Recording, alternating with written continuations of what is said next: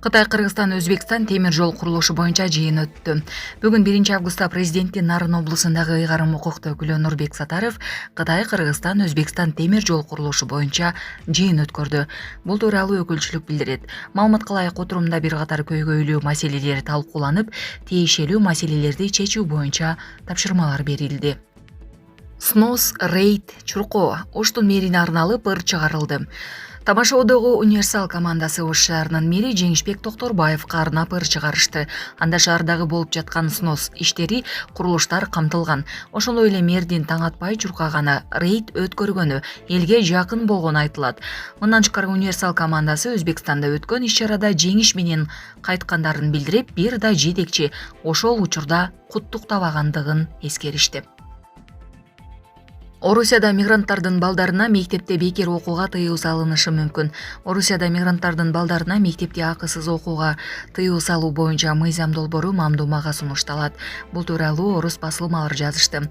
Мамлекеттик думанын эмгек боюнча комитетинин төрагасы Ярослав Нилов жакын арада мигранттардын балдары үчүн мектепте акысыз билим алууга тыюу салуу тууралуу мыйзам долбоору сунушталарын билдирди.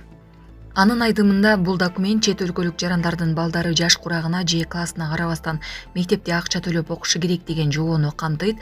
Мындан тышкары долбоор мигранттардын балдары үчүн орус тили боюнча тестти тапшырууга 3 гана жолу уруксат берүү сунушун киргизет. Белгилей кетсек, 2024-жылдын сентябрында депутаттардын көп фракциялуу тобу ушундай эле мыйзам долбоорун сунуштап, бирок ал быйыл июль айында биринчи окууда четке кагылган. Эми депутаттар кайра иштелип чыккан мыйзам долбоорун кайра сунуштоого даярданып жатышканы айтылды.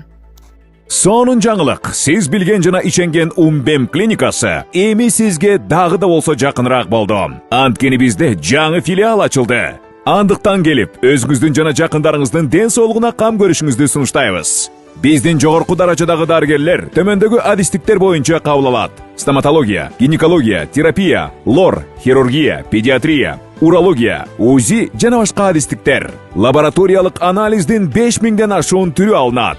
Жогорку даражадагы стерилизациялоо. Биздин дарек ВДНХ метросу, Кондратюка көчөсү 2. Телефон номерибиз 8925 103 22 55. Кабыл алууга алдын ала жазылып келүүңүздөрдү суранабыз. Умбем клиникасы. Сиздин ден соолугуңуз, биздин камкордук. Apple компаниясы 3 миллиард iPhone сатканын маалымдады. Apple компаниясы быйыл апрель-июнь айлары боюнча отчетун жарыялады. Бул тууралуу MacRumors порталы билдирди. Apple башкы директору Тим Куктун айтымында бул квартал мурдага салыштырмалуу жогору болгон. Компаниянын кирешеси өткөн жылдын ушул мезгилине салыштырмалуу 10% өсүп, 90 миллиард долларга жеткен. Ал эми акцияга болгон таза киреши 12% көбөйгөн. iPhone сатуусу 13% өсүп, 44,6 миллиард долларга, Mass компьютерлери 15% көбөйүп, 8 миллиард долларга жеткен.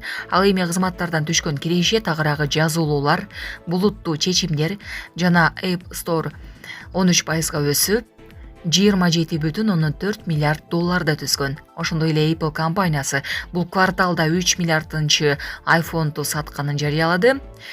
Тим Куктун айтымында бул жетишкендик iPhone 16га болгон жогорку суроо талап менен байланыштуу. Анткени жаңы моделин сатуусу мурдагы модельге караганда кыйла ылдам жүргөн. Мындан тышкары Apple жетекчилиги Siri үн жардамчысын өнүктүрүү боюнча пландары менен бөлүштү. Көк жасалма интеллектке негизделген жаңы функцияларды интеграциялоого жана жардамчыны жеке пайдаланууга ыңгайлаштырууга олуттуу инвестициялар салына турганын ырастады. Компания сентябрь айында iPhone 17-нин бета-жарын өткөрүү үчүн салттуу жылдык презентациясын өткөрөт. Булак супер кежүү. Орусияда мигранттар үчүн жаңы мамлекеттик төлөмдөр киргизилет. Тизме. Орусия президенти Владимир Путин өлкөнүн миграциялык саясатын өркүндөтүүгө багытталган мыйзамдарга кол койду. Бул тууралуу орус басылмалары жазышты.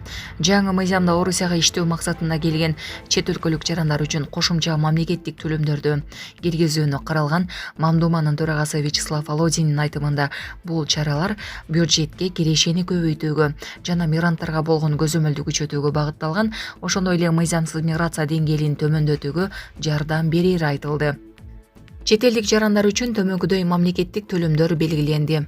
4200 рубль патент алуу же кайра каттоо үчүн, 4200 рубль иштөөгө уруксат кагазынын мөөнөтүн узартуу үчүн, 2100 рубль иштөөгө уруксаттын көчүрмөсүн алуу, документтерге өзгөртүү киргизүү же патенттин көчүрмөсү үчүн, 2100 рубль чет элдик жумушчуларды тартууга уруксат берүүчү документтерге өзгөртүү киргизүү жана алардын көчүрмөлөрү үчүн, 1000 рубль визасыз режимден тышкары убактылуу жашоону узартуу үчүн, 500 рубль жашаган дарек боюнча каттоого туруу үчүн. Мыйзам негизинде азыркы айрым төлөмдөр да көтөрүлөт. Мисалы, жашаган жер боюнча каттоодон өтүү эми 1000 рубль болот. Жаңы мыйзамдар 2025 жылдын 1 сентябрынан тартып күчүнө кирет.